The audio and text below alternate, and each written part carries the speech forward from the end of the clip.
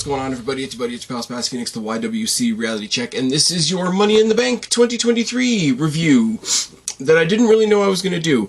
As I said in the preview, the plan was to make whatever happened at Money in the Bank part of next week's episode of WWE. Last week we could do the pay-per-view and all the fallout, and that would be fine, but a lot of stuff happened on this show, and as the show rolled on, found I had a lot of stuff to say. So to make it a quick clip at the beginning of a much larger pod didn't make sense. So I'm going to come up here, I'm going to give you some very, very preliminary thoughts, and these may change over the week depending on how they develop and whatever the case may be. So these are just my initial thoughts. You guys will be getting these Sunday morning. Now, time difference being what it is. Yeah, we got this at 3 p.m.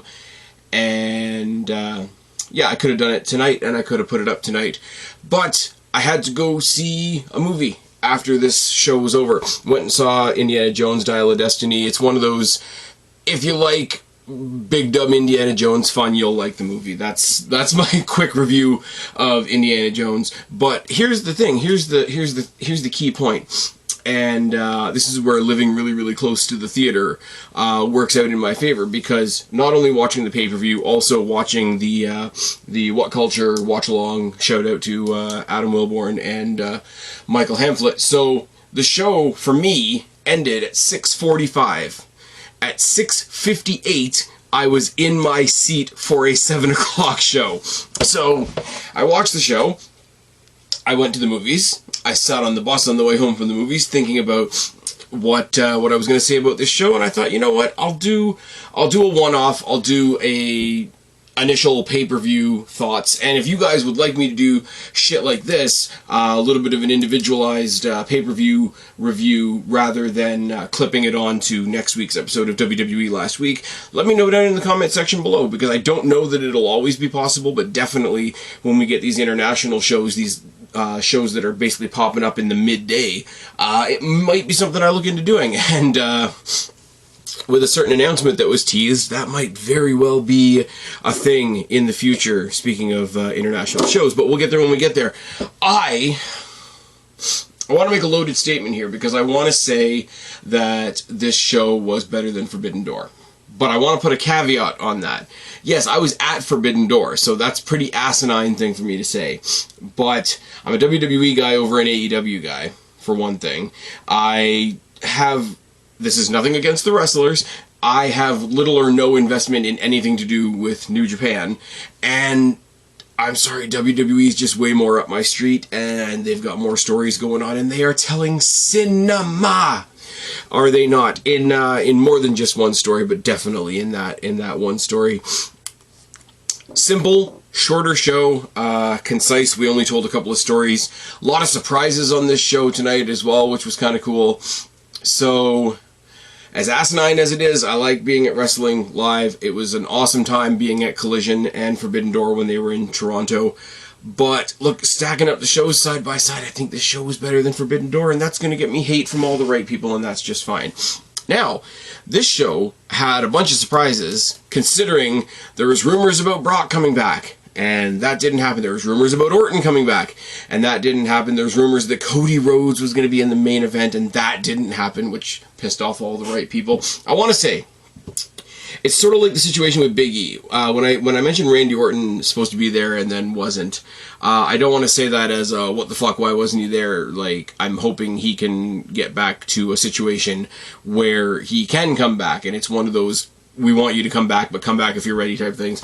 Brock Lesnar not being there is more or less Brock Lesnar not wanting to be there. I know there's been rumors for years and years and years that he hates the travel, which is why he's a part-timer, as well as if you could be a part-timer in WWE and make that kind of money, why wouldn't you? But if he was just going to come and do a quick sneak attack on Cody Rhodes after the match, I mean, you can do that on Raw. I mean, it's a Saturday pay-per-view, and they'll be back for Raw. I don't know where they are for Raw, but I know next week's SmackDown is in Madison Square Garden, which will be a lot of fun. But yeah, no Cody, no Orton. No Orton, no Brock, no Cody in the main event, which pissed off some people. But the show was really good, and the show was longer, but it still maintains not being like the absolute sagas that some of the pay-per-views were. in the years leading up to us having 2-night WrestleManias where we have like 7-8 hour shows, which was ridiculous. Started off with the men's Money in the Bank. That was announced early. Again, it was weirdly announced that Cody and Dom was the main event. So when they announced as well that the men's Money in the Bank was going to be the first match, it's like, okay, maybe Cody and Dom is going to be the main event. Who knows? Logan Paul versus Ricochet versus LA Knight versus Damian Priest versus Santos versus Butch. Now, before I get into the match, I do want to say anybody, and this goes for the ladies as well when I get to the ladies, anybody that wrestles, period. Anybody that wrestles for my entertainment, period. Anybody that does a match like this for my entertainment, period, deserves a shout out. Everybody in this match was great. Santos and Butch and Nakamura were kind of predictably filler, but filler in the best way. Obviously, Logan Paul being the odd man out, he was the one, he was the guy in the Royal Rumble that realizes, shit, I'm in a ring full of people that hate me. There was rumors that Nakamura was getting a new entrance debuted tonight. That didn't happen unless my sound was bad, but he looks like he's into it and he's back. He's sort of like reinvested himself since his most recent comeback, which is awesome. Ricochet's always awesome.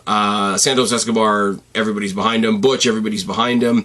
Butch, I love the fact that Butch constantly presents himself as this grappler, brawler guy, and then immediately proves it wrong when he decides to go to the outside of the ring and do a backflip off the ladder. I think that's a little mini story that happens in every Butch match, and it's great. Gotta talk about that spot, though. Really gotta talk about that spot. Now, I said Ricochet, Nakamura, Santos, and Butch would not be in contention for winning this match, but they would definitely play their roles. Ricochet played his role in what was probably early contender for scariest match of the night.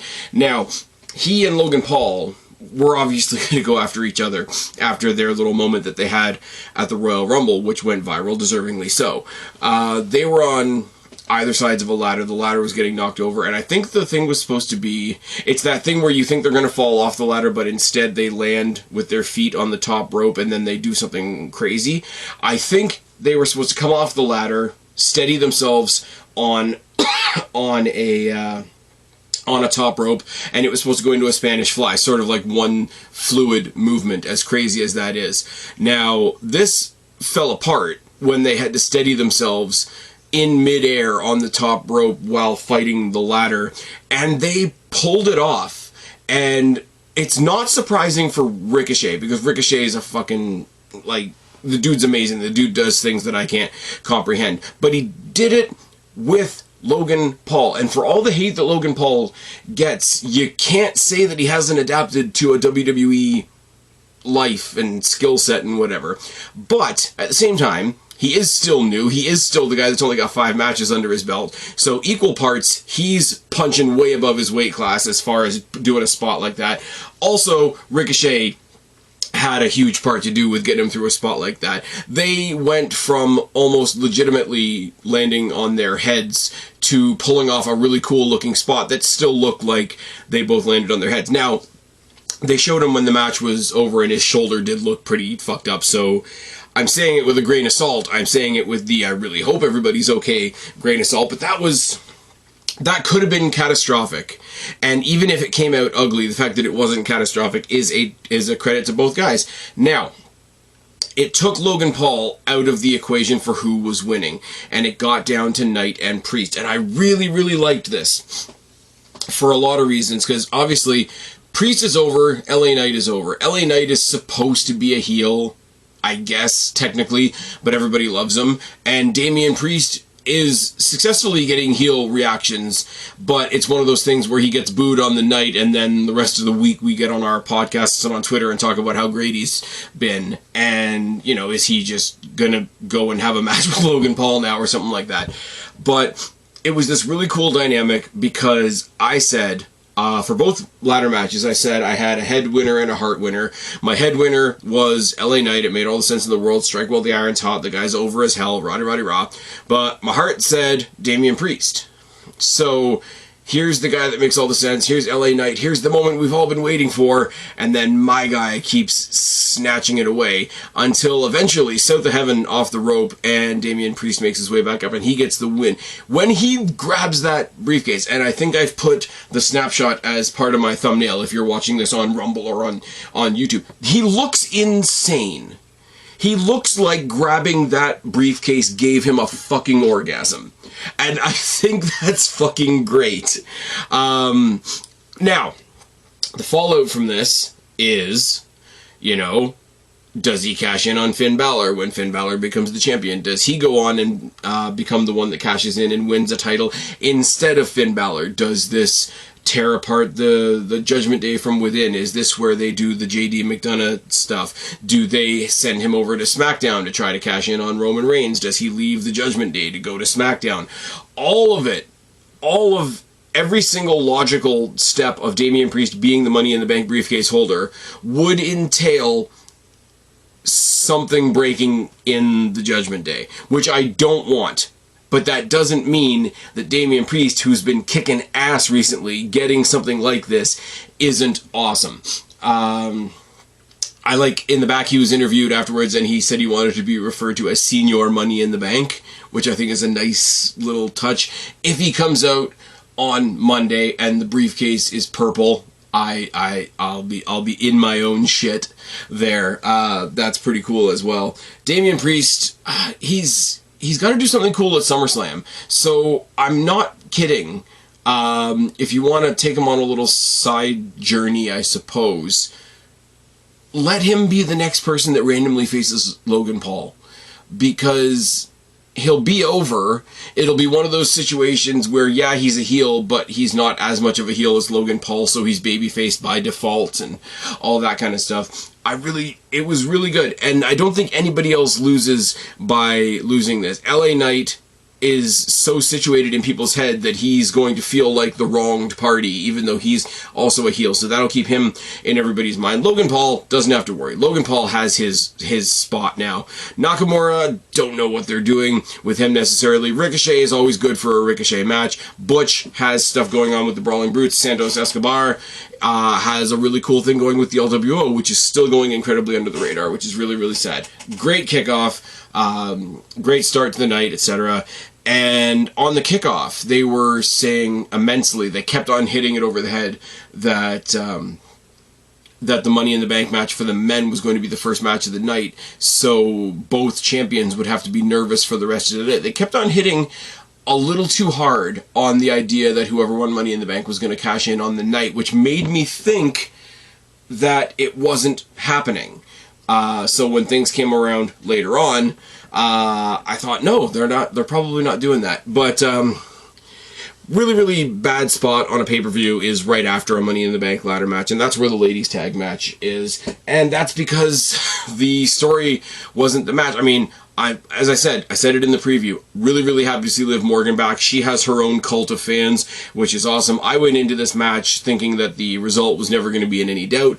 They were going to get a quick win over these challengers just to solidify, just so that these guys who can pop up and say, hey, you technically never beat us for that. Okay, well, now we've beaten a fan favorite, we've beaten a powerhouse in Raquel Rodriguez, and we're going forward as these steamrollers. But no, because Shayna Baszler lost her fucking nut and turned on Ronda Rousey, choked her out, beat the ever-loving shit out of her, and left her to the buzzards. So the babyfaces became new champions, in not quite a babyface way, but not in any type of heely way that they caused. So I think it breaks even then. Liv Morgan has a title again. Yes, she won another title that she didn't really 100% win, which booking-wise they are going to have to fix eventually. The other thing is they did the thing on SmackDown, the Bayley Shotzi, you know, if you win, you can have my spot in Money in the Bank, because they didn't do it the week before, and Shotzi got screwed again, and they cut Shotzi's hair. So maybe Shotzi's going to go a bit crazy, find herself a partner. She'll go after Liv and Raquel. That'll be just fine. The bigger story here is Shayna looking the most like NXT Shayna Baszler that she has on the main roster. And yes, I'm going to say it once again, this is the Shayna Baszler that was so dominant in NXT that Rhea Ripley beating her was such a big deal that they beat Dynamite in the Wednesday Night War. This is the friggin' the Shayna Baszler that we need. And if she's going to take on Ronda Rousey at SummerSlam, I'm sorry, I don't care whether you like them or not. That's a marquee match. That is a marquee match that you can put on the card alongside your women's tag team titles, alongside your World Women's title, alongside your WWE Women's Championship. And you can have 4 times the women's matches that Tony Khan puts on an AEW card. Oh, and fuck yeah. Oh, and by the way, on SmackDown, that means Asuka now has Charlotte, because Charlotte got fucked on Friday. We'll talk about that at a later date. That means Asuka has Charlotte to worry about. She has IYO SKY to worry about with that briefcase. And she's got either Ronda Rousey or Shayna Baszler or both, depending on who wins at SummerSlam, to worry about. Does that mean that we can please now push Bianca Belair to the back of the line? Oh, yes. Oh, yes, it does. This was really cool. This was the... Everybody thought, like, if you were in the arena, this is where you were going to get up and take a piss. Sorry to say it, but it's that predictable and whatever. If you're at home, this might be where you go put your dinner in or something like that. But, I don't know. I didn't see it. Everybody was saying that the babyfaces were going to lose and that Raquel was going to turn on Liv, which, I don't know. Turn on Liv, who just came back. That would be a lukewarm story. I don't know how much I want Raquel to be a heel, not gonna lie. This was cool. This was WWE saying, oh, this is the match that you didn't think you needed to pay attention to. Well, here, have this. Same can kind of be said for Gunther versus Riddle. Gunther defending his Intercontinental Championship against Riddle, who was going in with a broken foot, or not a broken foot, but an injured foot that they've been targeting for the past couple of weeks. I do think it's funny that WWE, because there's not that many. I think right now there's only Riddle. I think there's only Riddle, Solo Sikoa, and Valhalla that wrestle barefoot. And I think it's kind of interesting that the only person that gets shit for it online is Valhalla. Is that because you're upset that a certain person that has values that you don't agree with has a job? Because that's really weird. But I think it's really strange that when they have a wrestler that wrestles barefoot like Riddle, and he's got a foot injury or a foot, not 100%, would they not tell the story that, hey, for one night we know he's going in with a weak foot, so he's actually decided to wear footwear or something along those lines? I don't think I've ever seen that, where, a barefoot wrestler decides to wear shoes just for a night. I mean, I know Rusev came from NXT to WWE and they told him to put shoes on, so maybe I'm talking out of my ass. But it's really weird to watch Gunther punching Riddle in the foot. It makes 100% sense, and he put him in a heel hook for the win. Really, really great, simple match, great showing by both guys. This was sort of a statement as well as like, hey, look how much Riddle got done even while he was injured. Imagine what this match would look like if he was 100%. And if that was the goal of the match, it achieved it 100%. Riddle gets a valiant loss. It doesn't really hurt him that much. There wasn't as much outside shenanigans as I thought. I definitely thought Kevin Owens and Sami Zayn were going to get involved at some point because they didn't have a match on the night. But no, they were up in a skybox somewhere and they got interviewed later in the night, and that's fine. What we did get, though, as Gunther was standing triumphant, was the return of Drew McIntyre. Now, I think he was initially injured, and then he had stepped away because there was creative issues, and then there was a question about whether his contract was going to be renewed or not, which obviously it spurred a bunch of speculation that, he's going to show up at Wembley for All In, which, I mean, non-compete clauses are a thing, so no. But bottom line, Drew McIntyre came back. Drew McIntyre came back and stared down Gunther, looked at his championship. Gunther went for the chop. McIntyre came back with, I don't think he has the hardest headbutt, but I think he has the most well-performed headbutt in WWE, if that makes any sense at all. I don't know that he's actually, putting himself in any kind of bother, or his opponent in any kind of bother with it on a real level, but it is the most well-performed, and I will say, for Gunther, the most well-sold headbutt in the game. And I mean, it's got to be easier for him to hit a headbutt on somebody like Gunther, because how many people are as tall as Drew McIntyre and Gunther are. So they have a stare down. Gunther's down. Drew McIntyre stands over him with the belt. That's going to be a program going forward, and that's fine. If you decided to do a show, like if Seth Rollins was off shooting for Captain America, whatever, you know, B-plus player Captain America movie that he's in, and it's just a, hey, Roman's a part-timer, he's not on this show, you could have Gunther and Drew McIntyre main event a pay-per-view. Like, you really could. Speaking of selling as well, I'm going to have to go backtrack once again. Even after getting her ass kicked by her own tag team partner, Shayna Baszler, Ronda Rousey had probably the sickest sell of the Oblivion I've seen since Liv Morgan started using that as a finisher. So shout out to her for that. Really cool to see Drew McIntyre back. Really cool to see he's not going over to the other side. Oh, man, that's going to make me sound like a hypocrite because I was at their show last week, but it's fine. Don't worry about it. Drew McIntyre getting an IC title run. Absolutely cool. Drew McIntyre climbing the ladder and face-to-face challenging Seth Rollins for that new world title would be cool as well. Not nearly as much shenanigans as I thought. Cody defeated Dominic Mysterio. Dominic ran away. Rhea did some interference. Cody kicked his ass. Cody got rid of the cast, so that's a thing, I guess, if you were all worried about his kayfabe arm. Nothing happened. No Brock Lesnar. So this was just, alright, let's throw Cody and Dom in the middle of the card. It was fun, don't get me wrong. Dominic's great, Rhea Ripley's great, Cody Rhodes is a person on the other side of the ring, that's fine. It only reinforced that I want the match that we're never going to get, and that's Rhea Ripley versus Cody Rhodes, because I think Rhea Ripley hitting the Riptide on Cody Rhodes would be fucking amazing. But we're not going to get that. There's a weird amount of people that want Brandy Rhodes to wrestle Rhea Ripley. And first of all, Brandy Rhodes can't wrestle. We saw that in AEW. We saw that when she had her little faction with, what's her name, Nyla Rose, you know, what was it, the Nightmare Conglomerate or whatever the fuck she had. She can't wrestle. She's a horrible character. Her character in AEW was that she was a fucking hood rat, and she came out and yelled at Dan Lambert a bunch. That was the extent of her character in the Codyverse. Whatever the fuck that was.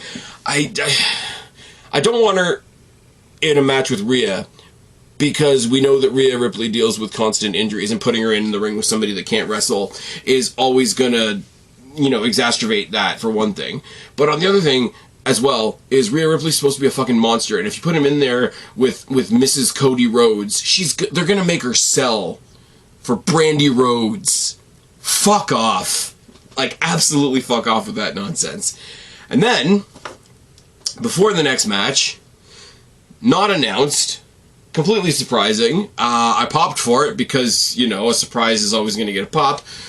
We had John Cena in the O2 Arena, which was weird and unexpected, and I don't think anybody in the audience really knew what to expect, because normally they announce the fuck out of John Cena. He came out, and he cut this really strange promo about how WWE hasn't done a proper pay-per-view in the UK or in London, or however he phrased it, in like 20 years. And he did this whole, like, those people in the back don't care about the London fans. I'm here to speak up for all of you. And I'm like, that's really weird to send John Cena out there to tell the London fans that WWE doesn't care about them. But he came out there, and it was like his thing. I'm going to speak for you. I think you guys would like to have WrestleMania. And I don't think I heard his promo for the next, like, minute after that, because I love how chaotic that would be. I really do. And it's boring logistical shit, right? But I've said for a while now that I love the international shows. I love the crowds that don't get serviced nearly as much as somebody like me does, getting a proper pay-per-view, getting a pay-per-view that's basically crafted around them. I love how WWE makes it feel unique, makes it feel special. Like I say, I always go back, like, Puerto Rico felt different. Montreal felt different. The UK today felt different. The Saudi shows, politics aside, feel different. The one in Wales last year, Clash at the Castle, felt different. And I'm going to say it. I keep going back and forth on it. I really don't mind the midday shows.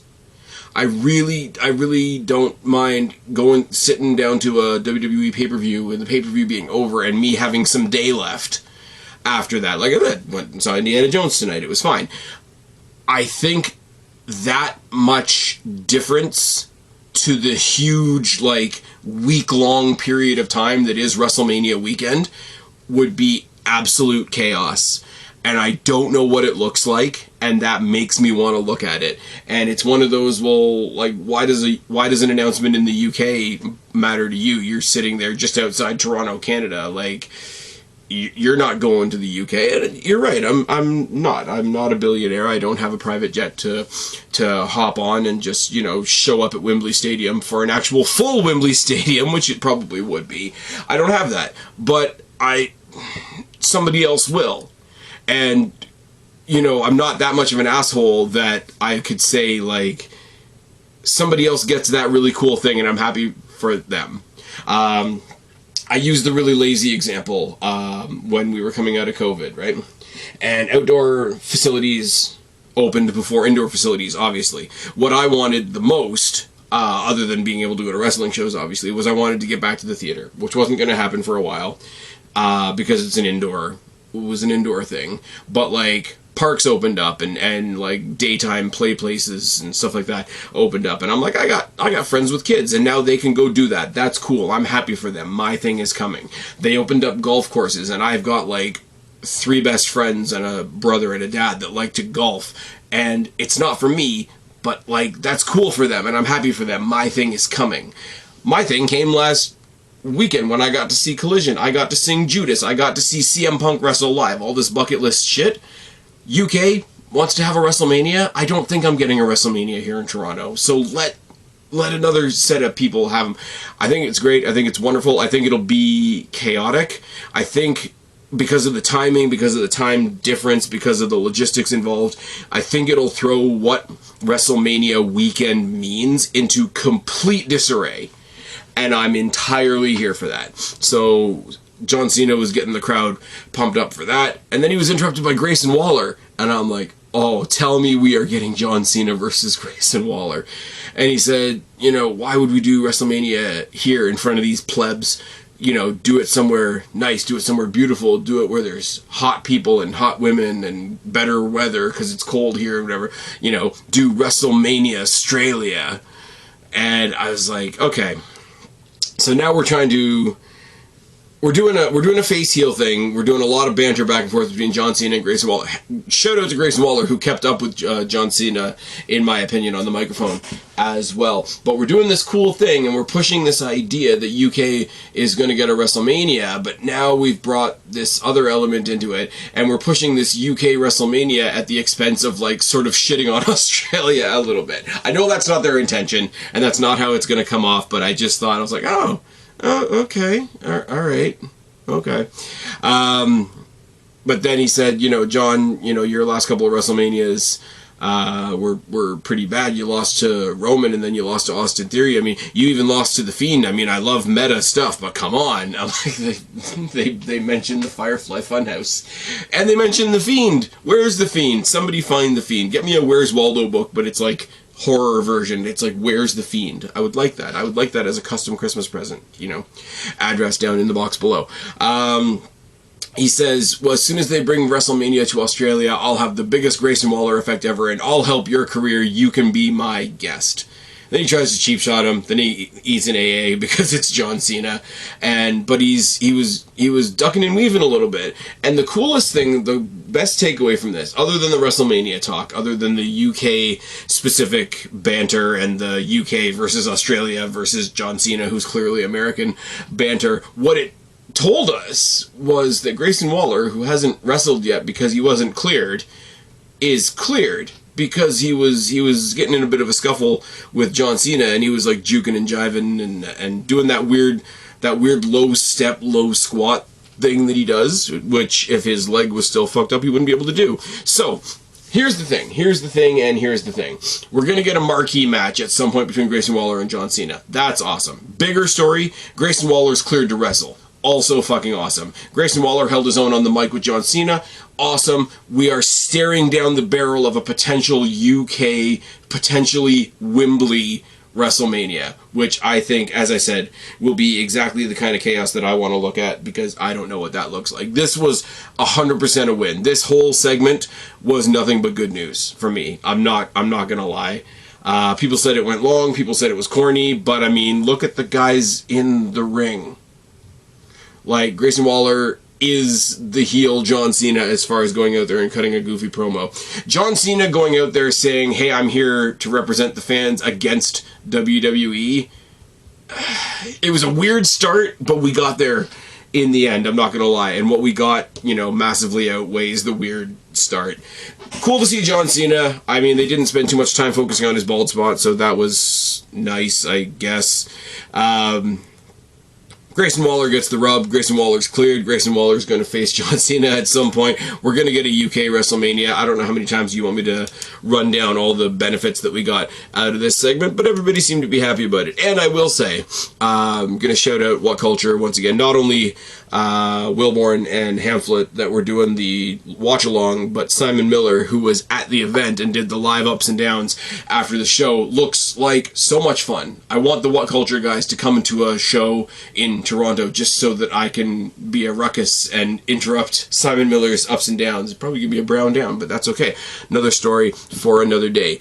IYO SKY versus Zoe Stark versus Trish Stratus versus Bayley versus Becky Lynch versus Zelina Vega. Again, like I said at the beginning, anybody that does any match like this is fucking awesome.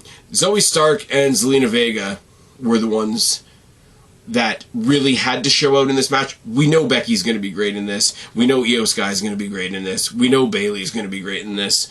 So the two like new kids on the block that really needed to show what they could do, or at least felt like they did, they did. Again, it was the spot that was almost really bad, where they did the whole where there's one ladder in the middle and another one's bridged between the ladder and the ropes. Sunset flip powerbomb of sorts by Zelina Vega on Zoe Stark, who planted her head like a tent spike between the rungs of the ladder on the way down. Seemed to be fine. I hope she is fine.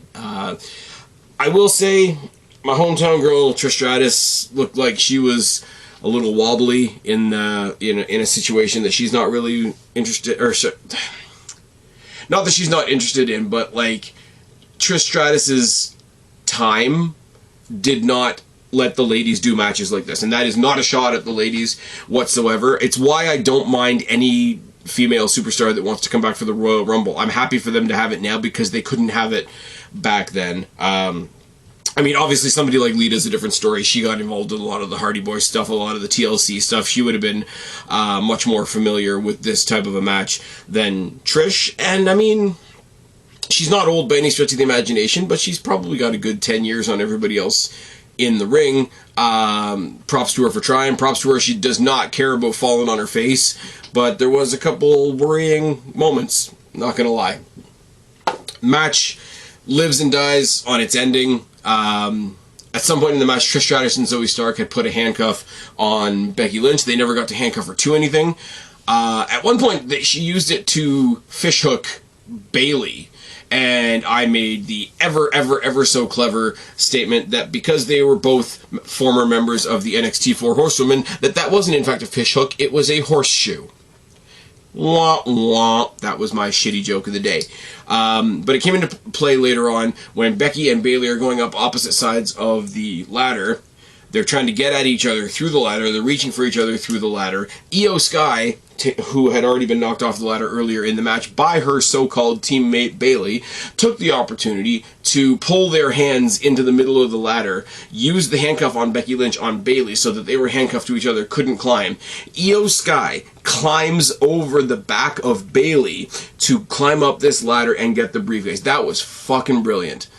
That was fucking brilliant. Again, I do the head over heart thing. I said, my head says IYO SKY should probably win this, and my heart says I would really love to see Zelina Vega. Zelina Vega looked like $1 million in this match, to the point where I have no problem with the fact that she didn't win.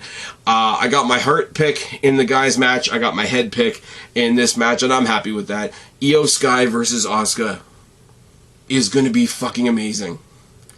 is going to be fucking amazing. Here's the thing, right now. Here's the potential. If WWE knows what they're doing, and knows what they're doing properly, at SummerSlam, you could have IYO SKY versus Asuka for one belt, Becky Lynch versus Rhea Ripley for the other belt, and an exhibition between Shayna Baszler and Ronda Rousey. That's pretty fucking good. That's not including anybody else you want to get involved. Zelina Vega could, you know, obviously strike up a feud with somebody, or if they're feuding, if the like random example, but if the LWO started feuding with the Alpha Academy, then you could have Zelina Vega versus Maxine Dupri. Oh yes, and it would be an exhibition, and hopefully Zelina Vega would get a win, because I would really love Zelina Vega to get a win. I mean, Charlotte could beat somebody up. We can throw Bianca Belair on the kickoff. It's fine. But the ladies part of SummerSlam, if we examine the potential that we have right now with the stories that we have right now, the ladies could kill it at SummerSlam. Just putting that one out there. Really happy for IYO SKY, and as I said, whether it's at SummerSlam, whether it's at somewhere else, it's got to be IYO SKY versus Asuka, because the energy that the two of them specifically have whenever they're in the ring together, whether it's in a match, in a segment, in a promo, and whatever, they just have instant chemistry, and it's awesome. Now, if IYO SKY decides to cash in on Rhea Ripley, that will also be an awesome match. Do not get me wrong. Do not misquote me. But I'm going to be pulling for Rhea Ripley in that, because Rhea Ripley is the baddest ass that entire women's division has in that company. Sorry, but it's true. Rollins Balor was weird. I was distracted during this match a little bit. I was doing a couple of things. I was watching the stream and I was watching the show. And Priest came to the ringside area with his Money in the Bank briefcase and caused a bit of distraction for both of them. And it took away from it a little bit, because I do eventually want to see a Rollins Balor match that has nothing attached to it. Like, I don't want the Judgment Day to break up, but if they do, I want a Rollins Balor match with no Judgment Day on the outside. I want a Rollins Balor match that maybe doesn't even include a title. I just want a match between these guys that has a finish that's not decided outwardly, if that makes any sense. The match was great. The match was fine. These guys always have great matches.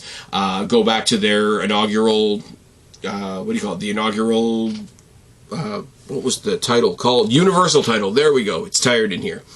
The inaugural Universal title. I mean, take out the fact that we fucked up Finn Balor's shoulder, but that match was a great match. And I mean, he finished it with the fucked up shoulder. So shoutouts to Balor on that one. Seth Rollins has come into his own with this, whatever you want to call this character that he's doing now.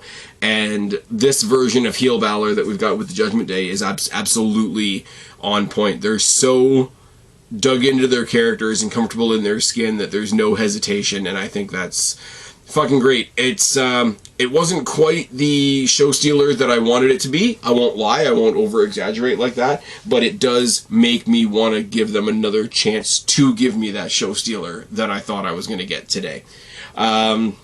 Which is fine, but again, with this show, it wasn't this match that was going to steal the show. It wasn't even the ladder matches that were going to steal this show. It was the Bloodline Civil War, the cinema, WWE's For Your Consideration to the Academy. The Bloodline Civil War, Jimmy and Jay taking on Roman and Solo. And the headline, I'm sorry, I've said it for weeks, I said it in my preview and I'll say it again now. The headline is Jay pins Roman. The headline is Jay pins Roman because the Bloodline saga is the Jay Uso story. I love the match. The psychology between all of these guys, the difference in the motivation even between Jimmy and Jay was noticeable, especially in the finish. Roman and Solo had a really cool dynamic where Roman just lost 2 of his soldiers, so he's really hard on the one remaining soldier that he has left, and then he realizes he has to pull back because that soldier could leave him too. In the beginning, you had a lot of dynamics where Roman was telling Solo when he wanted him in and when he wanted him out and whatever. Later on, as the match progressed and as Roman, saw it slipping away from himself, dramatic head in the hands type stuff, it was Solo that sort of snapped him back into it, which I thought was a really nice touch. Roman goes for the spear at one point, and the Usos respond with a double spear. Now, I know that they use the Uso splash. I know they use better super kicks than the Young Bucks. I know that they do the Samoan drop, and most recently they started doing the 1D, which is fine. It's their version of the 3D. You know, sideways wink and a nod to the Dudley Boys and all that. If they want to keep using this double spear, if they want to put that into their arsenal as one of the arrows in their quiver, so to speak, I wouldn't mind that at all, because it's so good and it's such a statement against Roman Reigns specifically. It would be like Seth Rollins defeating Triple H and then Seth Rollins using the pedigree for as long as he did, because you took a trophy from somebody you defeated and now you're using that trophy to beat other people with. That metaphor didn't work at all, but I hope you get my point. At one point, Jey Uso does eat a spear, and he does the kick out thing that Roman was doing during COVID, where he would kick out, but he would kick out in such a way that hit a low blow on the other person. Finally, super kick, super kick. There was a sequence where there was a super kick, Roman went to the ropes, he ate a spear, Jey got up from the spear, went off the ropes, came at him with another super kick. Lots of super kicks. It was a super kick party, you might say. But finally, super kick goes for the splash. Jimmy crumples in the corner to watch Jey go for the pin. And watch, this is where it's so fucking brilliant. This is where the one person that knows Roman Reigns' gaslighting and abuse and, you know, overstretching authority or whatever you want to call it is Jey. Because Jimmy was hesitant throughout the match. Solo was hesitant in the match, even though he was taking his orders from his chief. But as you watch that pinfall go down, you see Jimmy slumped down in the corner, sort of dramatic, head in his hands. Jey is the one that's elated. Jey's the one that is celebratory because he knows how bad it's been, and he knows that this is a victory for him. Jimmy is still in that, oh my god, we're family, how did it get this far, dramatic stage. So the fact that it's a tag team match, 2-on-2, and you got four faces telling four very different stories is just awesome, and I can't say enough about it. And I'm sorry, but it's a way better story than, oh, I fought with my friend, and then I got shit-faced, and then I knocked up my wife, and then I just went away for a while, and then I came back and got a title shot. Bloodline better than Elite, confirmed. This match was great. I want to say that it's a segment because there was more storytelling in this than there was really, really, really exciting action. People online are already complaining that it was slow-paced, and that was to let the drama take over. And if you're not for the drama, then cool. You know, if you're a vegetarian, you can still be happy for me that I had a really awesome steak and you're missing out. It's just really fucking good. And when Roman falls, it has to be to Jey now. Because 3.5 years ago, Baron Corbin was the last person to pin Roman Reigns. As of today, the last person to pin Roman Reigns was Jey Uso today. It has to be Jey versus Roman at SummerSlam, and he has to win. He has to be the one to dethrone Roman Reigns. And I love, everybody got new belts. You know, Rhea's carrying around her new belt, Seth Rollins is carrying around his new belt, Asuka's carrying around her new belt. Roman Reigns is carrying around his 3 belts, because why the fuck not? Big swinging Dick Jones on the Island of Relevancy is carrying around his 3 belts, and I love that. It kind of makes it look like it's an NXT title, because you've got a red belt, a blue belt, and a gold belt. But big swinging Dick Jones, friggin' Roman Reigns, walking around with his Johnson out on the Island of Relevancy until Jey Uso, I guess you want to say, pulls him into the deep water and finally proves to him that he too can drown. And I hope that happens at SummerSlam. Because I'm sorry, as much as I would have loved it to be Kevin Owens, it's not Kevin Owens. As much as Montreal would have loved it to be Sami Zayn, it's not going to be Sami Zayn. As much as WrestleMania wanted it to be Cody Rhodes, it was never going to be Cody Rhodes, and it shouldn't have been Cody Rhodes. At SummerSlam in Detroit, it should be Jey, because we are going to finish the story, but we're going to finish the Bloodline story. And the Bloodline story is the Jey Uso story. Argue with the wall. Anyways, I've been Spaz, your YWC Reality Check. Subscribe up there, talk down there, start a conversation, keep all these conversations going. Don't be a stranger, I will talk to each other. I just want to be later, but for right now, I am tagging out.